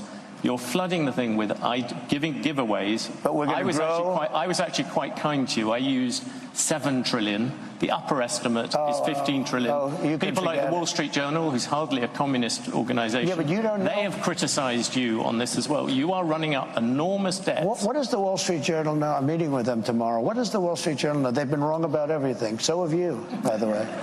You've been wrong about You're trying to turn this. You're trying to turn this. You've been wrong about it. You're trying to turn this into debate. There are business people. But you're wrong. You've been wrong. You've been wrong all your life on this stuff. You've been wrong. Let me tell you about currency. You're going. So, Randy, he's like, "Oh, you're wrong. You actually did add significant to the debt, and economists are clear. No, you're a liar." And then again, I don't think the person who's filed bankruptcy 6 times is an economic expert. No, every business that he has essentially tried to do has failed, including his fake college. What Trump does, I mean, it's the same pattern every time, is that he attacks. So he just has to find someone to attack, and that riles his constituents up. That, you know, he's like, you're wrong, and the Wall Street's wrong, and everybody's wrong. The court system's wrong. Everybody's against him, and you just have to trust what he says. And all he does is throw out concepts, which is exactly what the interviewer pointed out, was like, you keep throwing out all these concepts, trying to entice people to vote for you, but in no way does it make any sort of economic sense. But he can't talk about that because he's not knowledgeable about it. So he just attacks and says the same thing, and he is best when he is attacking someone. He's not going to ever say anything significant about Harris. He'll just say something broad, like call her retarded. He's not going to talk about specific policies because he doesn't understand them. He's not intelligent enough to speak intelligently about economic issues. He just attacks. Okay. prepare yourselves for this Rhodes Scholar. He was going to tax American companies doing business in France, a very substantial tax. And I told my people, I didn't even like the companies, but I'm representing American companies. And so I said, call Macron and call his people and say, we're not going to stand for that. And I got Mnuchin and, a lot of guys, smart guys, if I can finish. Yeah. I'll go longer if you want. No, I was going to ask you about the Federal Reserve. You got to be able to finish a thought because it's very important. This is big stuff we're talking about. You can't go that quickly. You've gone from the dollar to Macron. So let me Macron. just tell you. So I said, no, I'm just telling you basic, it's called the weave. It's all these different things happening. Yeah. So let me just say, so I said to Mnuchin, call him up and say, no way. He did. So the right, Randy, was criticizing Vice President Harris in my interview when she talked about a constellation and how you connect the stars, how you connect the dots, talking about Trump's racism. They were like, oh, Kamala Harris gave a weird answer about astrology. What the hell is the global weave? Right, that's what I was laughing about. He's like, it's a weave. Global weave. You got to keep up with it. I don't even really know what to say. I have a hard time finding any substance in his words to even give a critique of them because he says nothing. He just kind of meanders throughout the conversation on touch points. He attacks people. He says he'll give himself a compliment, and that's all he does.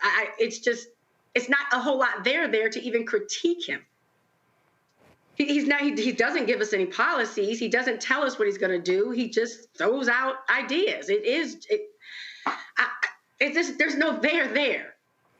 And to really dumb people, he sounds brilliant. All right, I got to go to a break. Real short break. When we come back, y'all.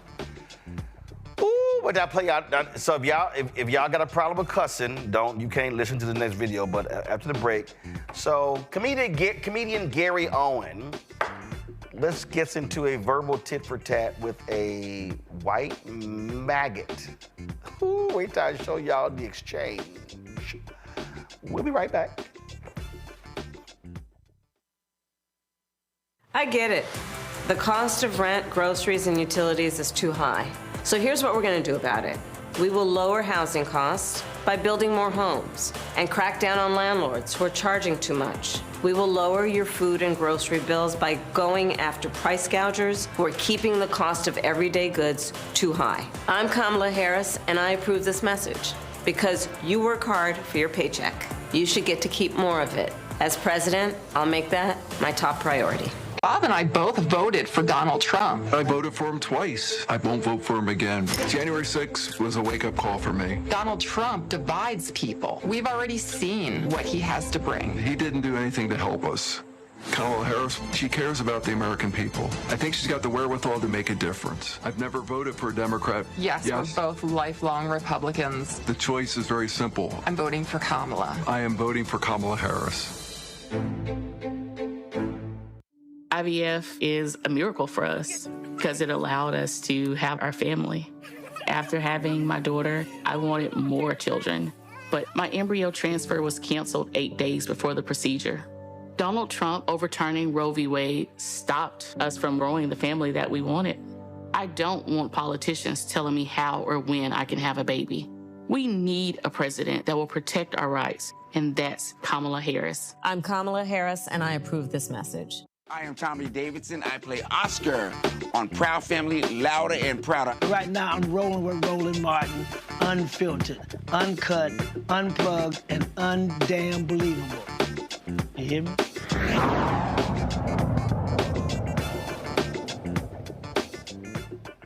All right, y'all. So, you know what? I don't know why people. Okay, I've been to a lot of comedy shows. And when you go to a comedy show, you know what? You're supposed to laugh. All right? It's going to happen. And they might say some stuff that offends you. They're comedians. That's what they do. So I don't understand why people go to comedy shows and act like they're going to seminar or going to a workshop or going to hear a sermon or a speech. They're not. It's a comedy show. Everybody can get ripped. Anybody can get ripped at any time. So I was on Instagram yesterday and I saw this post. So my man Gary Owen was on stage, and this MAGA fool in the audience did not take kindly to Gary's jokes about the orange man. So things got a little profane. So if y'all don't like cussing, go ahead and turn the TV, turn your phone down. Let me give y'all some time. But I thought this was so hilarious that I hit Gary. I was like, yo, Gary, y'all gotta send me the 16:9 video. And so his homeboy, he sent it to me. Let me give his name. I loved it. He said, oh, absolutely. He said, Roland Martin, you're a legend. We got to send it to you. So Adam Finke sent me this video. He shot this. So, all right, y'all got time. Y'all can't stand cussing. I thought this was just a hilarious response to a maggot.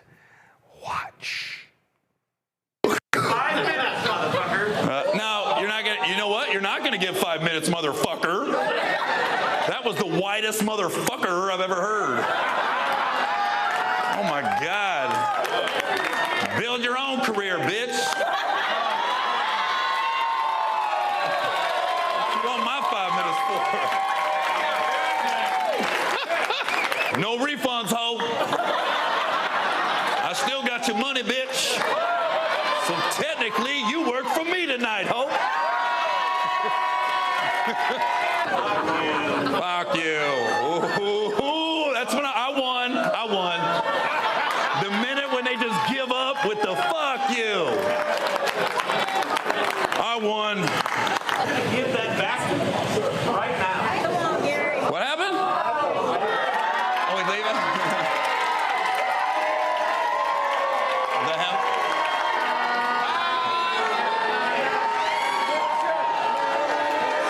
Oh, yeah.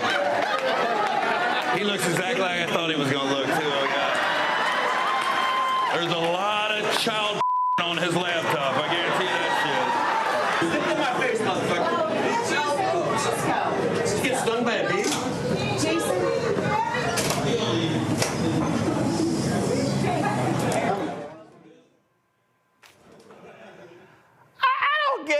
I don't get these people, Randy.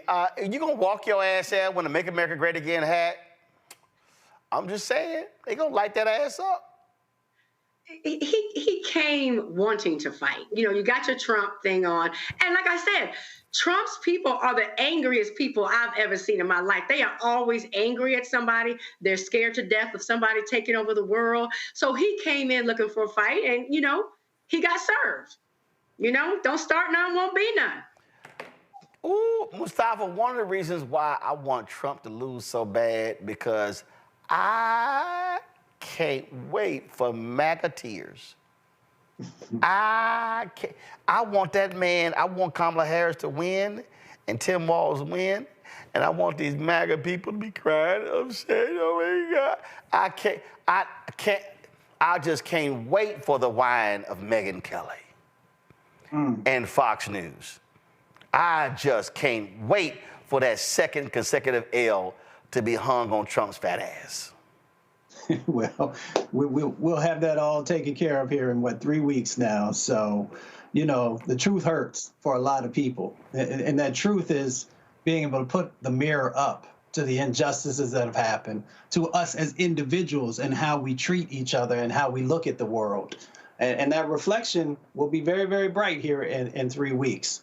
You know, the next part of that, of course, is that we have to do what we can to make sure that this country heals and that we move forward in a positive direction. But it will also be very eye-opening to folks when they see the results. And Gavin, this is why, at the end of the day, the only way to guarantee these idiots not being in power is to vote. That is the only way. Sitting on the couch is not an option. Donald Trump and MAGA, they do not care about black people. They're not going to care for black people. And I'm telling you right now, our life is going to be a living hell if these idiots win. And there is no doubt that we are on a positive trajectory with Biden-Harris, and it should continue with Harris-Walz. Thank you, Roland, for bringing it here, because we spent this segment, the last segment, laughing, at the expense of Donald Trump and his maggots, as you say, Roland. But I'm still concerned, right? The polls are way tighter than they should be. We know that this election is going to be extremely close. It's going to come down to a handful of states. My home state of Georgia is. I'm reassured by the hundreds of thousands of votes that were cast today on the first day of early voting, but there's still a lot of work to do in Georgia. There's still a lot of work to do in Pennsylvania, and in the other states that are going to determine this election. Roland, you said, what's going to happen, or Mustafa, maybe it was you who mentioned, what's going to happen when we hang that second L, right, on Donald Trump's neck. The scary thing is there's still a lot of people in Donald Trump's camp who don't think he was handed an L in the first place 4 years ago, and that is terrifying for the sake of our democracy. So the question is, if and when, and I'm going to knock on wood, we do beat Donald Trump in 3 weeks, will his side even accept the results? We talked about the doubt that Republican election officials are sowing in our electoral process across this country. We can't control that in any other way besides voting, not only voting keeping Donald Trump out of the White House and electing Kamala Harris, but voting for Democrats up and down the ballot at the local level, at the state level, because at the state level, the state officials are the ones who put these voting laws on the books in the first place. So we have to be ready to get out there. If you talk to someone in your community, in your family, in your network who is not registered to vote and there's still time, that is priority number one. We need to get every single soul to the poll, because this man we were just laughing at for all the ridiculous answers he gave and the swaying and the dancing on stage last night is this close to being the next president of the United States. We can do something about that, and it's called voting. And there's nothing more important. If black people are the reason he loses, that will make them even crazier. So my people in Michigan, my people in Pennsylvania, my people in Georgia, my people in North Carolina, my folks in Arizona, in Nevada, in Wisconsin, it's in your hands. You absolutely can vote. Black folks in Florida, y'all could turn out. 400,000 Haitian Americans in Miami, man, turn out in numbers they ain't never seen. Upset Rick Scott for United States Senator in Florida. Turn those numbers out. And I'm telling you, they will start crying, because the one thing they cannot do, they could throw every obstacle in our way. But black folks have shown we will jump over every hurdle. We will jump over every wall. Y'all can do whatever you can, but I'm telling y'all, it is not going to work. Let's take them out at the ballot box. That's how it's done. Kevin, Randy, Mustafa, I appreciate y'all. Thank you so very much. Yo, tomorrow, do y'all have the graphic? Did Keenan send y'all the graphic? Where we are tomorrow? Did he send it to you? Okay, here we go. All right, y'all. So we are in North Carolina tomorrow. That's right. First stop, we're at Elizabeth City State University. It's tomorrow, 6 p.m. on Thursday. I'll be broadcasting live at Word Tabernacle Church, 821 Word Plaza, Rocky Mount, North Carolina. Friday, October 18th, I'm going to be at Fayetteville State University, Seabrook Auditorium, Fayetteville, North Carolina. I got some lunch stops in each one of those places. Follow me on social media. You know where we're going to be stopping. And so, man, we look forward to being on the ground in North Carolina. This weekend, I go to Dallas on Saturday. I'm going to be speaking, preaching, you know I'm bootleg, at the 10 a.m. service at Friendship West Baptist Church. Reverend Dr. Frederick D. Haynes III, I'll be signing copies of my book, White Fear, How the Browning of America is Making White Folks Lose Their Minds. And I'm voting in Dallas on Monday. Then Freddie and I are going to hit some early voting locations. Then I'm broadcasting my show live from Friendship West on Monday. I'm back here on Tuesday. I go to Brooklyn, New York on the 23rd. And then on the 24th, we are broadcasting live in Jacksonville, Florida, Edward Waters University. Can't wait. So, y'all, it's a jam-packed. We're going to be on the road doing our thing, keeping it real. Hey, y'all see I'm rocking the Georgia Stand Up hoodie. It's a little cool in D.C. today. And so if you go to Georgia Stand Up website, zoom in, Anthony. Y'all can get this shirt. I have the shirt, but this here is the hoodie. Elect black women. Oh, right here, let me move this right here. Elect black women, fund black women, believe in black women, invest in black women, follow black women, defend black women, hire black women, promote black women, stand up and vote for black women. And y'all vote for that black woman, Vice President Kamala Harris, because she's got a better agenda. I guarantee you, she's got a better agenda. Man, switch to the camera, dog. Camera 2. Switch to camera 2. Come on, thank you, switch, thank you. She's got a way better agenda, y'all, for us than Donald Trump ever has. And so that's it, y'all. Don't forget, join our Bring the Funk fan club. Send your check and money order, P.O. Box 57196, Washington, D.C., 20037-0196. PayPal is R Martin Unfiltered. Venmo is RM Unfiltered. Zelle, Roland at RolandSMartin.com, Roland at RolandMartinUnfiltered.com. Download the Black Star Network app, Apple phone, Android phone, Apple TV, Android TV, Roku, Amazon Fire TV, Xbox One, Samsung Smart TV, and get your copy of my book, White Fear, How the Browning of America is Making White Folks Lose Their Minds. Get the audio version on Audible, and please support the work that we do. That's it, folks. I'll see y'all tomorrow from Elizabeth City, North Carolina, the North Carolina Black Belt. Holla! Black Star Network is here. Oh, no punch! I'm real revolutionary right now. Thank you for being the voice of Black America. All momentum we have now, we have to keep this going. The video looks phenomenal. See, there's a difference between Black Star Network and black-owned media and something like CNN. You can't be black-owned media and be scared. It's time to be smart. Bring your eyeballs home. You dig?